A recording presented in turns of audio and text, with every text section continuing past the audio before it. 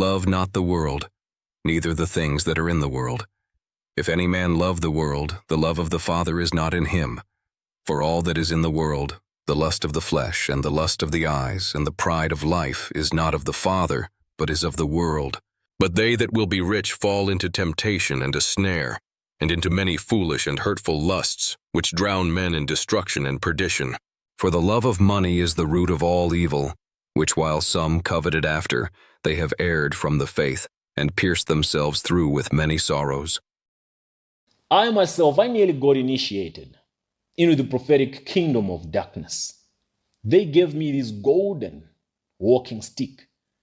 You have seen them with these golden walking sticks, and you have been wondering, is it because they can't balance when they are walking? Is it because they have become of age? Or is it fashion? It's not.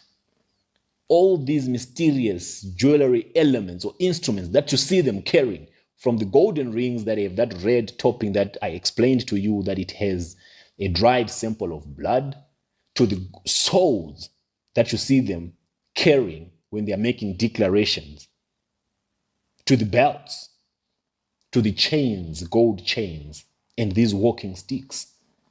All these are spiritual items that connects you, covenanted spiritual items that cements your relationship with the occultic kings of darkness. Jerry Easy and Joshua Selman finished their own initiation by receiving those swords from Duncan Williams. Ever since they took them, have you seen how fast their ministries are growing? Have you seen how influential Jerry Easy is constantly becoming? Have you seen how Joshua Selman is dominating in the industry? My people, let me tell you a short story. I've always said this, but people misunderstand me. The prophetic is a diabolical movement. And I don't say this out of bitterness. Neither do I say it to pull down your prophets, your men of God. I have no personal vendetta against them. But I'll tell you this for a fact. It has nothing to do with what you think it stands for. The prophetic has destroyed lives. The prophetic is destroying lives. When I say the prophetic, I'm referring to the movement of prophets, the so-called prophets. You see them as servants of God. They've made you believe that they are servants of God. But they are just a misrepresentation of the actual reality that you perceive them to be standing for. These men are part of a system that is diabolic. I'll give you a quick insight about what nearly happened to me. Have you ever heard the world dangled in your face? Have you ever had riches, wealth dangled in your face? Power, influence dangled in your face? Just like the scenario of Jesus Christ in the wilderness, when he was approached by the devil and was tempted to bow down to him so that he can have access, control, and riches of the world. I was in that very same position at one point in my life.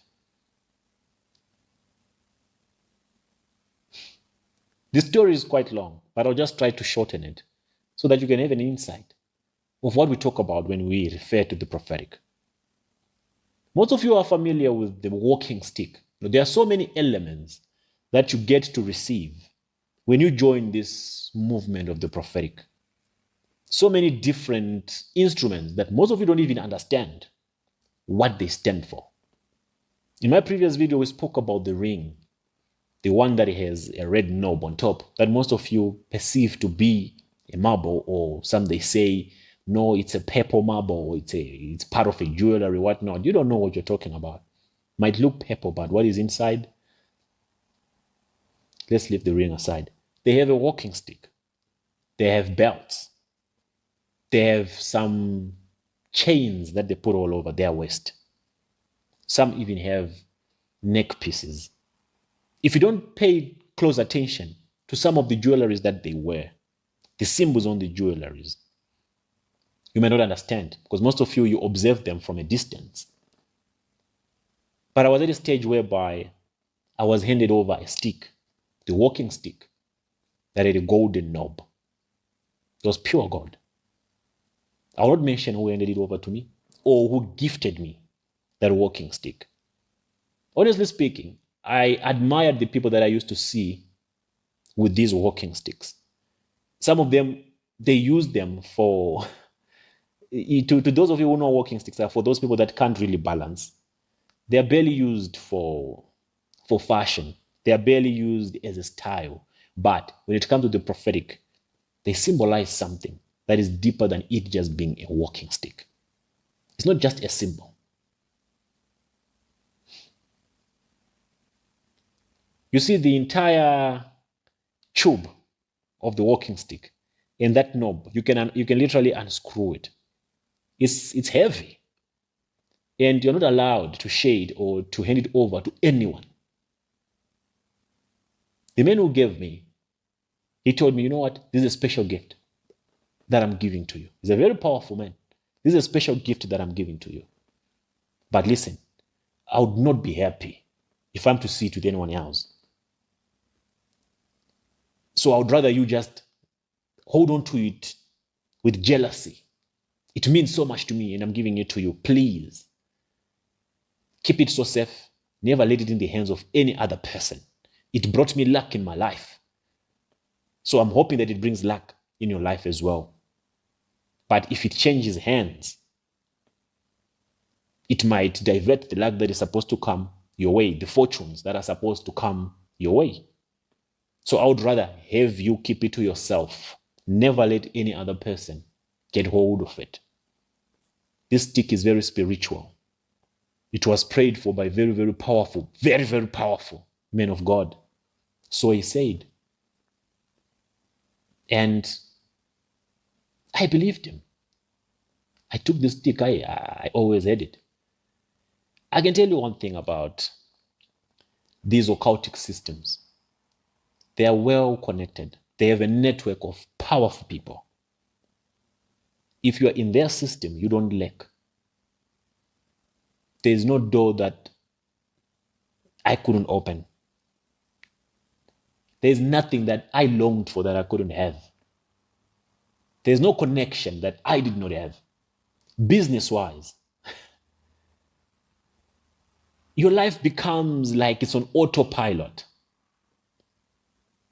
You're literally just attracting all these beautiful things that we consider to be beautiful things, that we consider to be representations of success.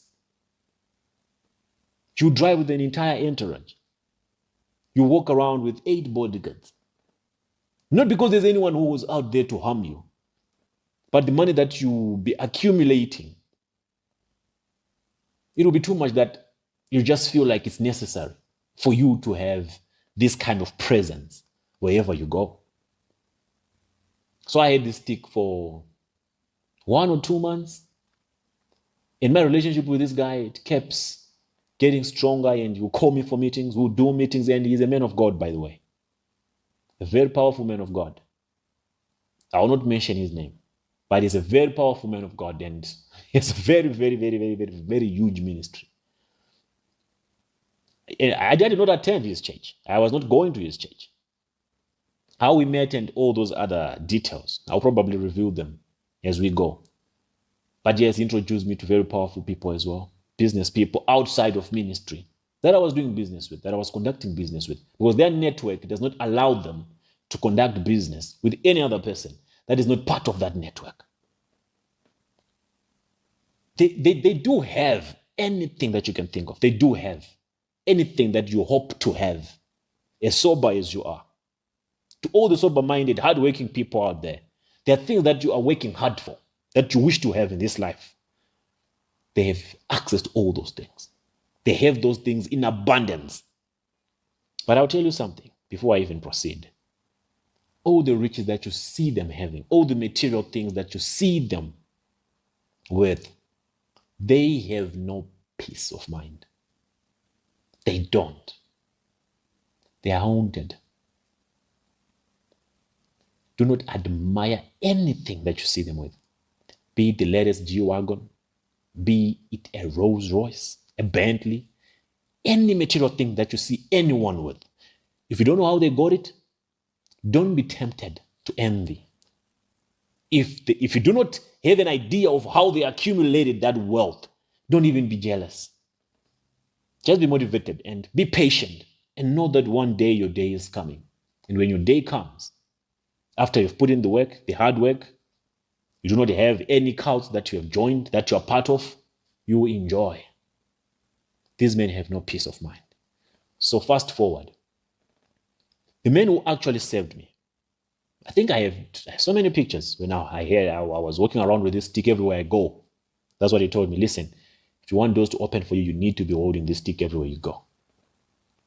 I did not understand what this whole thing was about. I just thought this is a mentor that is coming in my life who was just divine sent.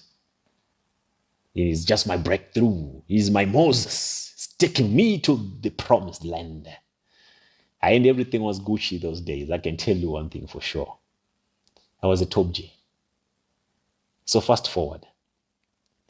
I met Lukau. He's actually the man who saved me without knowing that he's saving me. At one point, I was at his office. And when he saw this stick, it got him wondering. And curiously, he asked me, how did you get this stick? Who got you this stick? This is pure gold, He's trying to hold it, but I'm keeping it away from him. This is actually pure gold. I was like, yes, it is. Can I feel the weight? Now I'm remembering that I was told not to hand this thing over to anyone. Now I said, no, Papa, let's just take a picture. No, I'll show you. It's no. And then I just brushed it off. But his curiosity, the curiosity in his mind, like, oh, so are you also... He wanted to say something, you understand? I could see in his eyes. He wanted to say something. He was so surprised that how did I get it? Because he also has one. So that got me wondering. To say, what is it about this stick that got Lukau so concerned? That made him so curious? I let it slide on that day. I started having these thoughts when I was already home. The next week I went back to him. I was like, I did not go with the stick this time. I was like, so what is the deal with your own stick? It's almost the same as mine. Where did you get yours? Like, oh, mine, I got it from my son. He's in, what is it? Was it Malaysia or somewhere outside of the world, outside of Africa? I'm like, oh, really? Can I feel it? And he resisted. It got me worried. It got me worried. It made me realize that, okay, the guy that gave me this stick told me I should not let anyone touch it. And I'm asking Lukau so that I touch his. He's also saying I can't touch it. No, don't worry. No, you can't. He just gave a lame reason. I was very, very worried. Fast forward. I started wondering. And I started putting 1 and 2 together. I started doing an audit, compiling all the DDGOs, looking at their patterns and how they move. I started picking up some anomalies. Lukau has it. This man of God has it. And I started asking myself, these must be spiritual items. This must be something that is bigger than what I think. I ignored it. I stopped walking around with it because I was already curious and I was already worried about its significance and what it symbolized. So, fast forward again. This my guy calls me. Like, you know what? Let's meet. We need to talk. But there are stages to these things. His whole idea was to plug me. It was to get me involved in this entire system. But he knew that I'm too wise and I'm too clever. So he was not just going to bring it on a silver platter to me to say, listen, I want you to be part of this cult. He knew I'll tell him to go to hell. So what he had to do first was to connect me, introduce me to this lifestyle, so that when you actually finally break the ice, it will be difficult for me to say no. You get what I'm saying? Because when I say no, it literally means that I'm going to lose everything again. So I was not officially in the cult. I was in the process of getting involved. The problem is he was not giving me the bigger picture. He was trying to trick me and get me involved unconsciously in some type of way. So we're talking and saying, you know what? There's a place in Benin. You're a very young, intelligent man. You have potential. You can conquer Africa. You can do this. You can become that. You can, I see glory on you. I see this shining star over your head. Blah, blah, blah, blah, blah, blah. He says all these nice things, all these inspiring and motivating. I felt a fire in me. Saying, oh, dang, I'm king. I should be king. When he was giving me this speech, I felt like I have conquered already. I was just waiting for the moment whereby I have to part the Red Sea so that it divides. So he said, we have to go to Benin. And, there are people that I want to introduce you to. There are some spiritual figures that need to anoint you. They'll be using all these polite terms that need to anoint you. But the actual term here is initiate you.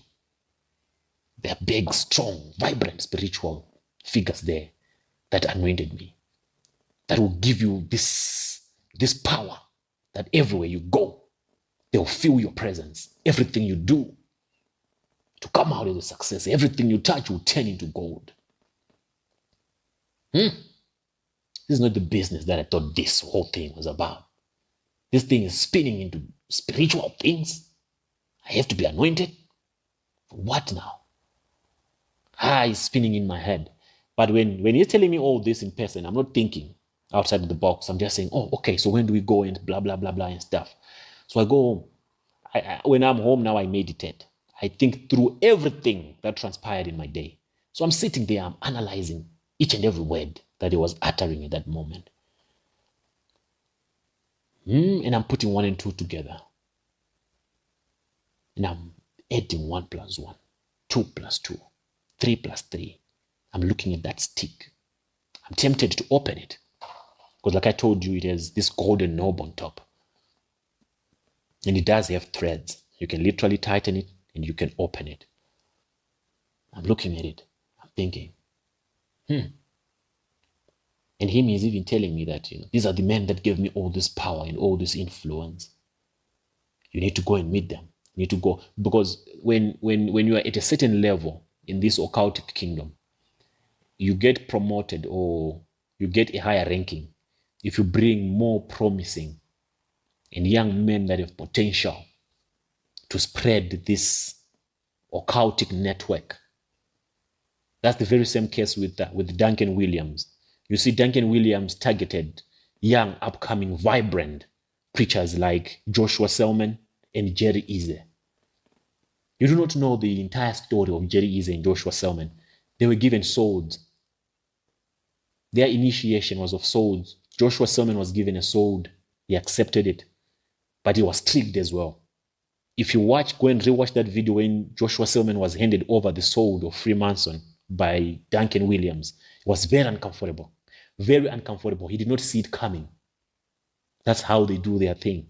They put you in a position whereby you can't say no. He just had to accept it, and the moment he accepted it, he gave it away quickly to his PA or whoever to go and put it somewhere. But on Duncan Williams' part, he had already succeeded in recruiting Joshua Selman to this occultic system. With Jerry Eze, the same. He was handed over the sword. He started making declarations with that sword. After then, look at Jerry now, how big he is. Look at his influence. They give you the world. They give you the connections. They open up doors for you. As long as you submit to their demands. Like I told you, it's a long story. So I'm here looking at the stick. And I'm wondering what I should do with it. I'm calculating. I'm adding 1 plus 1, 2 plus 2. Should I open it? Should I keep it? If I give it back, what are the consequences? Remember, I'm not yet part of the system. I'm not part of the whole thing. I'm still in the process of being lured to be part of the system. So there comes the biggest decision that I had to make for my life and for myself. Should I join the bandwagon of becoming rich quick? Or should I opt to eat for what I kill and labor for what I have to eat? Many of you put in my position. What decision would you make? You have the entire world at present in your face, the money, the fame, everything. And you have you having to climb the ladder of success one step at a time by your own effort. It's a hard decision to make, isn't it? But yeah, I chose the hard way. Easy life comes with terms and conditions. There's no free lunch in this life. There is no free lunch. Everything you get for free, you will pay a steep price for it. To be continued, my people. I'll tell you this full story in the second episode, just so that you understand that these things that you see are mere representation of things that you do not understand. The ring, the walking sticks, the belts, the chains. It's a whole lot of things. The swords. I'll let you more. I'll let you in more details about everything.